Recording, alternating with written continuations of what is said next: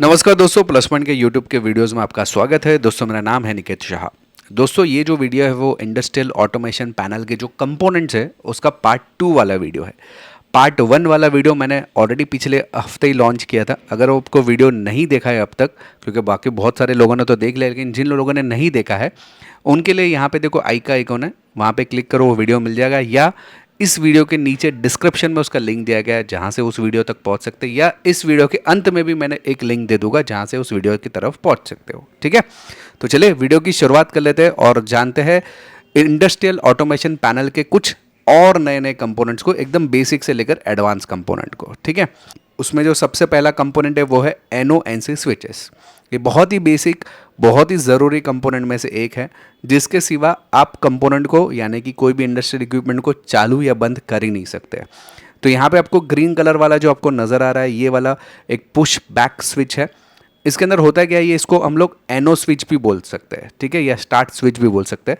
यानी भी दबाने पर ये जो जैसे ग्रीन कलर वाले बटन को दबाएंगे तो आपके का जो आगे के इक्विपमेंट है वो चालू हो जाएगा, और रेड कलर जो है स्टॉप करने के लिए, जैसे यहाँ पे आपको मालूम ही पड़ रहा है, इसको हम लोग NC कनेक्टर स्विच बोल सकते हैं, यानी कि नॉर्मली क्लोज स्विच। जैसे आप दबाओगे वो आगे के जो भी इक्विपमेंट चल रहा है वो बंद हो जाएगा, और जैसे उसको छोड़ देंगे तो वापस से चालू हो जाएगा। ये पुश बैक रहता है, यानी कि एक बार खाली दबाने पर वो जितनी देर तक दबा के रहेगा उतनी देर तक बंद रहेगा, जैसे ही छोड़ दिया वो चालू हो जाएगा। लेकिन उसको होल्ड करने के लिए अलग तरीके हैं, अलग मैथड्स है, वो आगे के कुछ अलग वीडियोज़ में देख लेंगे ज़रूर। ठीक है, तो ये है NONC स्विचेस। इसके बाद हम लोग बात करते हैं NO और NC का ड्यूल इन वन स्विच, यानी कि दोनों एक ही साथ में स्विच आ जाए, इस टाइप के भी स्विचेस अवेलेबल रहते हैं।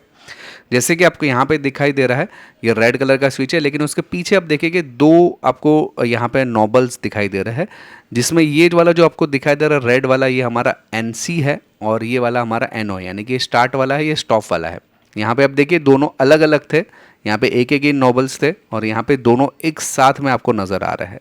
ठीक है, और ये बटन दबाना, और एक बार बटन दबाने पर स्टार्ट होगा, दूसरी बार बटन दबाने पर स्टॉप होगा। इस तरीके से कुछ हम लोग कर सकते हैं, या इसके अंदर इस टाइप के भी मैकेनिज्म आता है, यानी कि ऊपर दबाने पर स्टार्ट हो जाएगा, नीचे दबाने पर स्टॉप होगा, इस टाइप का कुछ मैकेनिज्म हो सकता है, या दोनों ही एक साथ में मैकेनिज्म, यहाँ पे दबाया तो स्टार्ट, यहाँ पे बटन दबाया तो स्टॉप। तो इस टाइप के अलग अलग मैकेनिज्म वाले 2-in-1 स्विचेस भी आपको देखने मिल जाते हैं। इसके अलावा रहता है सिलेक्टर स्विचेस। सिलेक्टर स्विचेस में आप NO और NC दोनों का आप यहाँ पे नॉबल देख सकते हैं। ठीक है, कभी कभी इसमें चाबी वाले स्टार्ट्स रहता है, यानी कि चाबी को अगर मैं इस दिशा में लेकर आ जाऊँगा तो मेरा मोटर वगैरह चालू हो जाएगा, और चाबी को इस दिशा में घुमाऊंगा तो मोटर बंद हो जाएगा। चाबी से सिक्योरिटी रहती है, यानी कि जिसके पास चाबी रहेगा वही उस पैनल ही उस चीज़ को कंट्रोल कर सकता है। तो इस तरह से चाबी वाला भी सिस्टम आता है। विदाउट चाबी वाले में जाना तो ये सिलेक्टर ऐसा नॉब टाइप का भी आपको दिखाई दे रहा है, यानी कि ये साइड में जाएगा तो चालू, ये साइड में जाएगा तो बंद। तो नॉब वाला चाहिए तो नॉब वाला भी आपको मिल जाता है सिलेक्टर स्विचेस, या चाबी वाला चाहिए तो चाबी वाला भी, मोर सिक्योरिटी के लिए, मोर अच्छी तरह से परफॉर्म करने के लिए, या किसी कम बंदे लोगों को एक्सेस मुझे देना है तो चाबी वाला भी आप यूज़ कर सकते हैं। ये है NONC सिलेक्टर स्विचेस। इसके अलावा कुछ और स्विचेस की बात करें तो ये है इमरजेंसी स्विचेस। इमरजेंसी स्विच का मतलब क्या होता है, इसमें भी आप देख सकते हैं NO और NC दोनों आपको यहाँ पर मैकेनिज्म नज़र आ रहा है। नॉर्मल कंडीशन में ये NO से चलता रहता है, यानी कि हमारा इक्विपमेंट चालू रहता है। जैसे ही आप उसको प्रेस करें, समझो हमारे कुछ गड़बड़ नोटिस की, हमारे सर्किट में कोई दिक्कत हो गई या मोटर में कोई दिक्कत होगी, तो हम लोग क्या करेंगे, जो ऊपर का लाल कलर का बटन है ना, उसको ज़ोर से दबा देंगे। जैसे ही आप दबाएंगे ना, वो उस कंपोनेंट को स्टॉप रखेगा, उस मोटर को स्टॉप करेगा।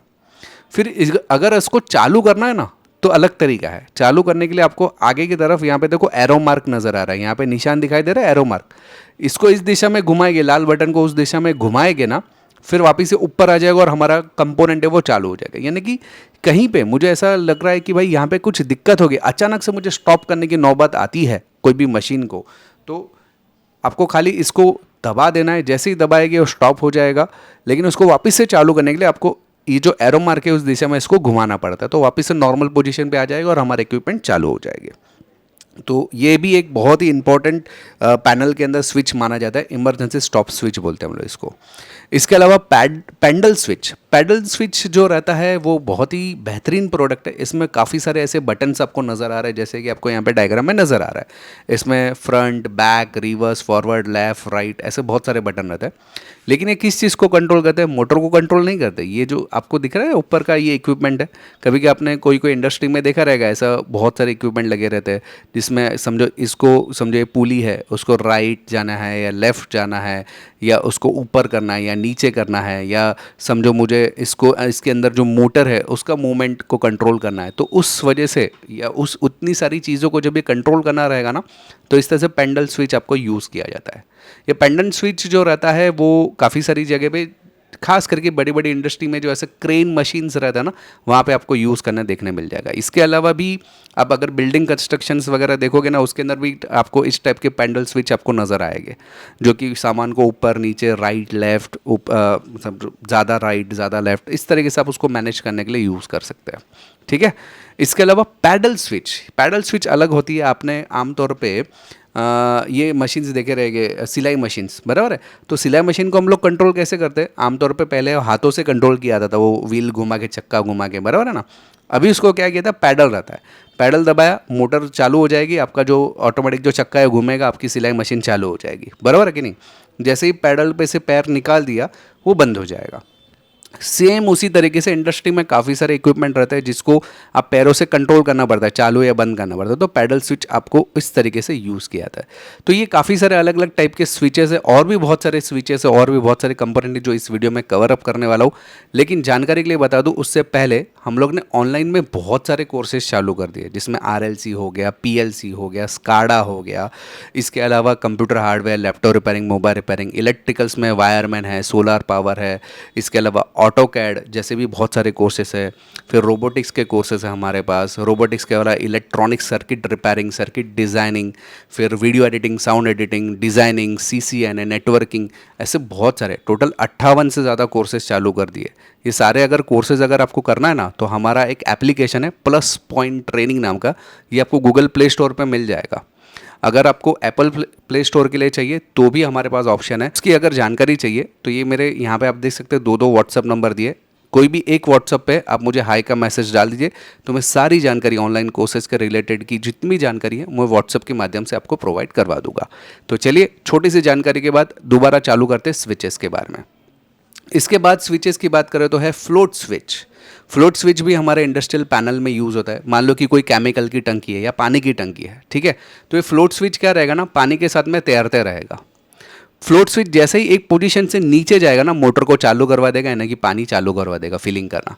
और जैसे ही एक पोजीशन से ऊपर आ जाएगा तो ये इंडिकेशन देगा हमारे मोटर को, और पानी की टंकी को बंद करवा देगा वापस से, यानी कि पानी जो फ्लो हो रहा है, मोटर जो चालू है उसको बंद करवा देगा। तो ये फ्लोट के हिसाब से काम होता है, ये तैरते रहता है पानी या केमिकल के ऊपर।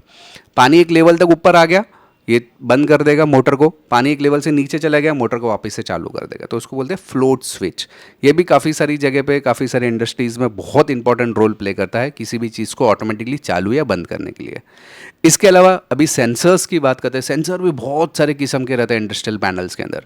इसमें है इंडक्टिव सेंसर, जिसको हम लोग PNP NPN सेंसर्स भी बोल सकते हैं। ये एक तरीके से आप ऐसा समझ सकते हैं कि इसके सामने कोई भी इक्विपमेंट आ जाता है, कोई भी चीज़ आ जाती है, तो ये इसको ऑब्स्टेक पैदा करता है, और ये आपके एक तरीके से आपको इंडिकेट करता है, और किसी भी चीज़ को आप चालू या बंद करना चाहते हैं उसको आप कंट्रोल कर सकते हैं इसकी मदद से। इसके अलावा फोटो इलेक्ट्रॉनिक सेंसर्स आते हैं। फोटो इलेक्ट्रॉनिक सेंसर्स क्या रहते हैं, तो डिस्टेंस मापने का काम करता है, या डिस्टेंस पे लगाया जाता है। मान लो जैसे ही बीच में कोई आदमी आ गया, अभी समझो यहाँ पे फोटो इलेक्ट्रिकल सेंसर लगा हुआ है, यहाँ पे बीच में जैसे ही कोई आदमी आ गया ना, तो ये सेंस करेगा, और आपका अलार्म बजाना है या कोई मोटर को बंद करना है या चालू करना है, उसको चालू या बंद करवा लेगा। तो ये है फोटो इलेक्ट्रिकल सेंसर्स। ये भी जनरली हमारे जो ऑटोमेटिक पार्किंग सिस्टम्स वगैरह रहते हैं, या PLCs के अंदर कोई ऐसा प्रोडक्ट मैनेजमेंट का काम चल रहा है, अचानक से कोई प्रोडक्ट डैमेज आ गया या अलग बेल्ट पे आ गया, तो उसको सेंस करेगा और बंद करवा देगा। तो ये फोटो इलेक्ट्रिकल सेंसर्स काम करते हैं। वाटर फ्लो सेंसर्स रहते हैं। वाटर फ्लो सेंसर्स क्या करता है कि अगर पानी आ रहा है तो पानी की क्वांटिटी कितनी आ रही है, कितने घंटे में कितना पानी आ सकता है, उसका डिजिटल मेजरमेंट, एनालॉग तो मेजरमेंट आपके घरों में रहेगा ही, लेकिन डिजिटल मैनेजमेंट कभी कभी कंपनीज में किया जाता है। क्यों किया जाता है? ताकि आपको समझ में आए कि हाँ भाई इतना पानी आया, इतना पानी आया, इसके बाद ये फ्लो को बंद करवा देना है, इतने क्वांटिटी में ये सामान आना। खाली पानी नहीं, इसको केमिकल या दूध जैसे मशीन्स के लिए भी यूज़ कर सकते हैं। ठीक है, तो इस तरह से वाटर फ्लो मीटर्स का सेंसर्स का यूज़ किया जाता है। इसके अलावा आप देखेंगे तो यहाँ पे प्रेशर स्विचेस है। प्रेशर स्विचेस यानी कि एक पर्टिकुलर प्रेशर जब तक आएगा ना, ये मोटर को चालू नहीं होने देगा। प्रेशर जैसे ही बढ़ गया मोटर को चालू करवा देगा। मतलब हम लोग सेट कर सकते हैं प्रेशर को कि भाई इतना प्रेशर हो गया तो मोटर को चालू करवा दे, इतना प्रेशर जब तक नहीं होता तब तक मोटर को बंद रखना है। तो उसमें भी एनालॉग और डिजिटल, ये देखिए आप डिजिटल मॉडल दिख रहा है, ये दोनों डिजिटल मॉडल है, ये एनालॉग मॉडल है। ठीक है, इसमें आप प्रेशर यहाँ पे सेट कर दे, यहाँ पे देखो यहाँ पे सेट किया हुआ है, आप मैनुअल में जाके सेट कर सकते। जैसे ही सेट कर दिया ना तो प्रेशर जितने लेवल, मतलब समझो पानी का या जो भी लिक्विड है या जो भी चीज़ है उसका जितना प्रेशर आएगा उतने प्रेशर तक वो हैंडल कर लेगा, उसके बाद मोटर को चालू कर देगा। तो प्रेशर मैनेजमेंट करने के लिए प्रेशर के ऊपर, मतलब आप चाहते हो कि इतनी चीज़ आए उसके बाद में प्रोडक्शन आगे का स्टार्ट हो, तो प्रेशर के ऊपर से हम लोग उसको मापते हैं। तो प्रेशर स्विचेस इस टाइप पे लगाई जाती है। फिर कुछ सेंसर्स के बाद बात करते हैं प्लग टॉप पैनल सॉकेट्स। इसका भी काफ़ी सारी जगह पे यूज़ होता है।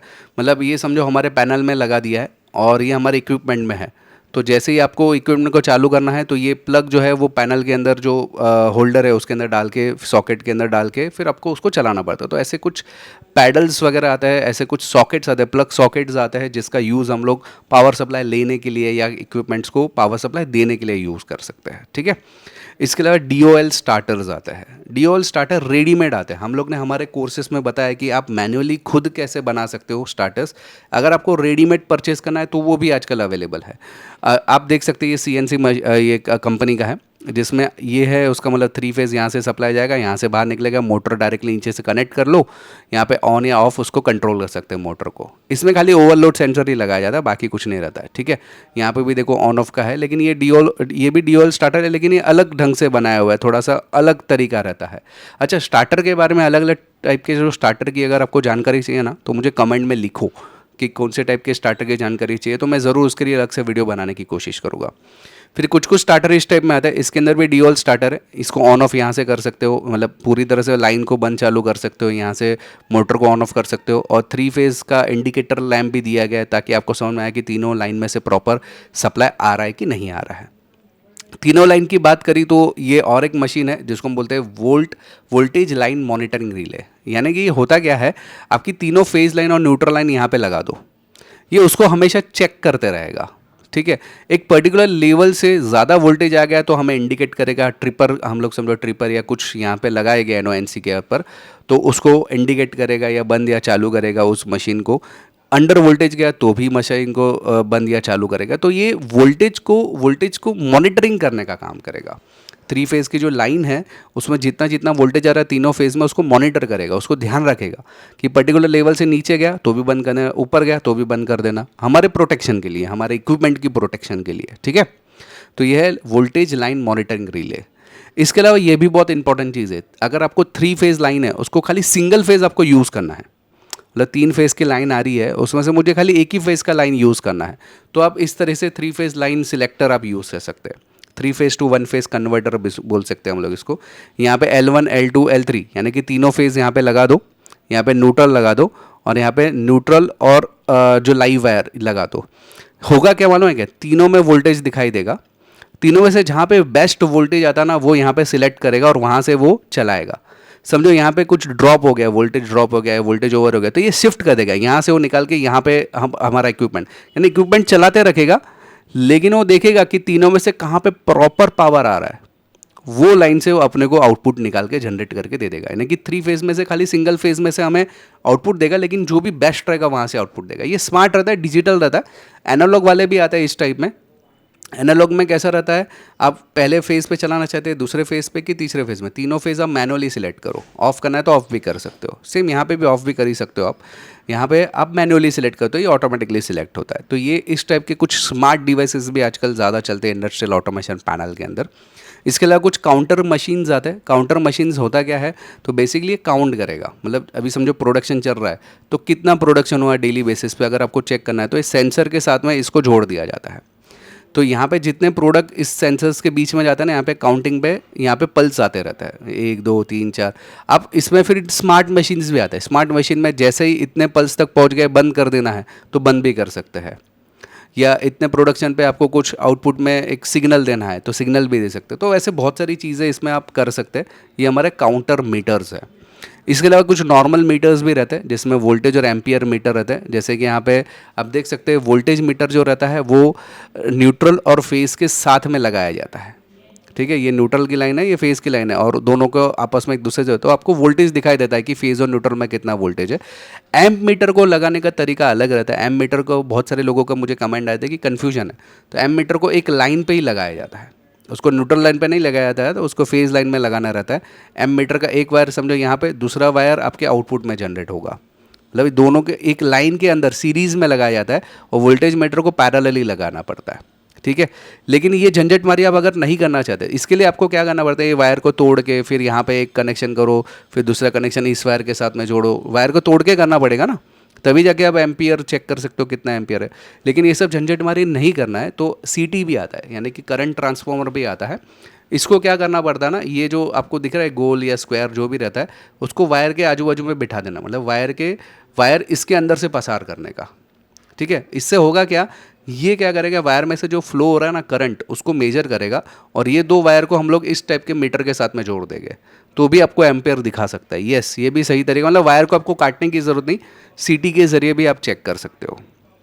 इसके अलावा लिमिट स्विच भी यूज़ होती है हमारे इंडस्ट्रियल इक्विपमेंट्स में।